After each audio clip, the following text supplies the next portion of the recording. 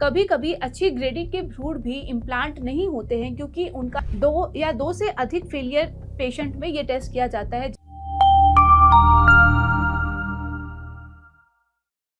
क्या आपने आईवीएफ की प्रक्रिया कराई है और अनफॉर्चुनेटली आपको रिजल्ट नहीं मिला है, आपका रिजल्ट नेगेटिव आया है, आप बहुत निराश हो गए हैं और आप ये सोच रहे हैं कि हमको आगे कंटिन्यू करना चाहिए या नहीं करना चाहिए?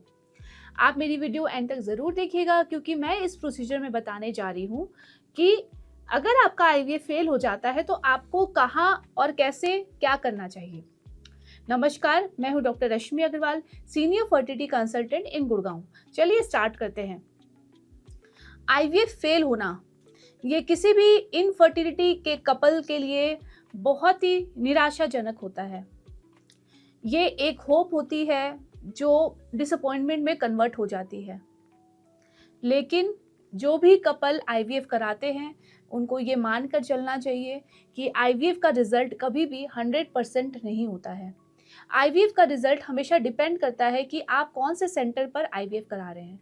हर क्लिनिक का रिजल्ट आईवीएफ का अपना अलग होता है। अगर आपने आईवीएफ की प्रक्रिया कराई है और आपको रिजल्ट नहीं मिल पाया है तो आपको अपने ट्रीटिंग डॉक्टर के पास जाना है और उनसे डिस्कस करना है कि ऐसा क्यों हो सकता है।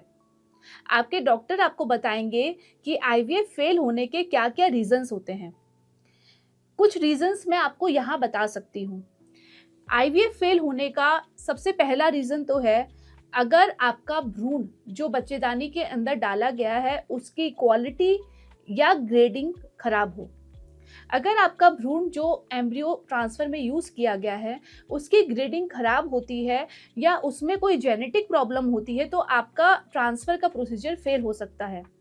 अगर आपके यूट्रस की लाइनिंग वीक है या यूट्रस के अंदर कोई पॉलिप, साइनिकी या फाइब्रॉइड है तब भी आईवीएफ का प्रोसीजर फेल हो सकता है। अगर आपने अपनी मेडिसिन टाइम पे नहीं ली है, ल्यूटियल सपोर्ट मिस किया है तब भी प्रोसीजर फेल हो सकता है। तो आपको अपने डॉक्टर से डिस्कस करना है कि इनमें से कौन सा रीज़न हो सकता है। देखिए, कुछ टेस्ट होते हैं जो आईवीएफ फेलियर होने के बाद हम करते हैं ये जानने के लिए कि आईवीएफ क्यों फेल हुआ। अगर हमको कोई रीज़न मिल जाता है और हम उस रीज़न को करेक्ट कर आगे बढ़ते हैं तो हमको सेकेंड अटेम्प्ट में ज़रूर सफलता मिलती है। तो सबसे पहले बच्चेदानी को चेक करने के लिए हम हिस्ट्रोस्कोपी एडवाइस करते हैं। हिस्ट्रोस्कोपी एक दूरबीन से बच्चेदानी को चेक करने की प्रक्रिया होती है जिसमें हम बच्चेदानी के अंदर सभी चीज़ें देख लेते हैं। अगर कोई प्रॉब्लम आती है तो हम उसी सिटिंग में उसका करेक्शन कर देते हैं। इसके बाद अगर इस रीज़न से आपका आईवीएफ फेल हुआ है तो नेक्स्ट बार ऐसी प्रॉब्लम नहीं आएगी। सेकेंड चीज़ होती है भ्रूण। अगर आपका भ्रूण अच्छी क्वालिटी का नहीं बना है और आप सेकेंड साइकिल के लिए ऑप्ट कर रहे हैं तो उसमें हम ये कोशिश कर सकते हैं कि हम अच्छे भ्रूण बनाने की कोशिश कर सकते हैं। आपका जो भ्रूण है उसकी जेनेटिक टेस्टिंग यानी पीजीटी-ए टेस्टिंग के लिए भी आप ऑप्ट कर सकते हैं। कभी कभी अच्छी ग्रेडिंग के भ्रूण भी इम्प्लांट नहीं होते हैं क्योंकि उनका जेनेटिक रीज़न होता है। तो पीजीटी-ए टेस्ट द्वारा हम हेल्दी एम्ब्रियोज का सिलेक्शन कर सकते हैं फॉर ट्रांसफ़र। कुछ और टेस्ट होते हैं जैसे एरा टेस्ट। ये टेस्ट तब किया जाता है जब हमने बाकी चीज़ें रूल आउट कर ली हैं।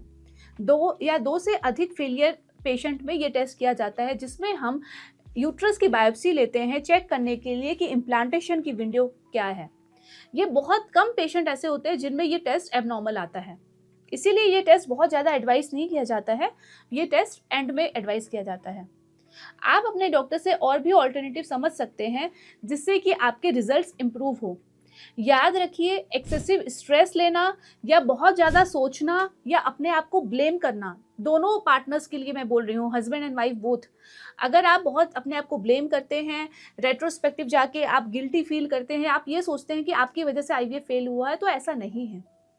आईवीएफ फेल होने के बहुत सारे रीज़न होते हैं और इसके लिए हम अगर स्टेप उठाएं, जैसे लाइफस्टाइल की अगर बात मैं करूं, अगर आप स्मोकिंग करते हैं, आप अल्कोहल का यूज़ करते हैं, टोबैको च्यू करते हैं, तो आपको ये सब चीज़ें भी छोड़नी पड़ेगी अगर आपको रिजल्ट इंप्रूव करना है। इन सभी चीज़ों का, इन सभी एडिक्शन का आपके एम्ब्रियो ट्रांसफ़र के रिजल्ट के ऊपर बहुत ज़्यादा डिपेंडेंस है। आपको अपनी लाइफस्टाइल इंप्रूव करनी है, योगा, मेडिटेशन, एक्सरसाइज इंक्लूड करना है, एक हेल्दी बीएमआई मेंटेन करना है, एक हेल्दी डाइट लेनी है, एक बैलेंस डाइट लेनी है और कोई भी एडिक्शन नहीं करना है। एक दूसरे को सपोर्ट करना है, हस्बैंड एंड वाइफ को, ना कि ब्लेम करना।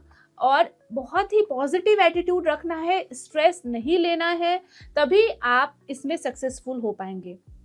अपने डॉक्टर से डिस्कस करिए, अपने ऑप्शन सेलेक्ट करिए और फिर आगे बढ़िए। याद रखिए, कभी भी एक फेलियर से आपको निराशा होती है तो आगे मूव करने से कभी भी पीछे ना हटें। कभी भी सेकंड अटेम्प्ट के लिए नेगेटिव ना सोचें, क्योंकि कभी-कभी आईवीएफ में फर्स्ट अटेम्प्ट में रिजल्ट नहीं मिलने के बाद हमको सेकंड चांस लेनी पड़ती है और सेकंड चांस में फिर हमको रिजल्ट मिल जाता है। आशा करती हूँ मेरी ये वीडियो आपके लिए लाभदायक होगी और आप अपना डिसीजन ले पाएंगे सेकंड साइकिल के लिए। Wishing you all the best, happy pregnancy and happy parenthood.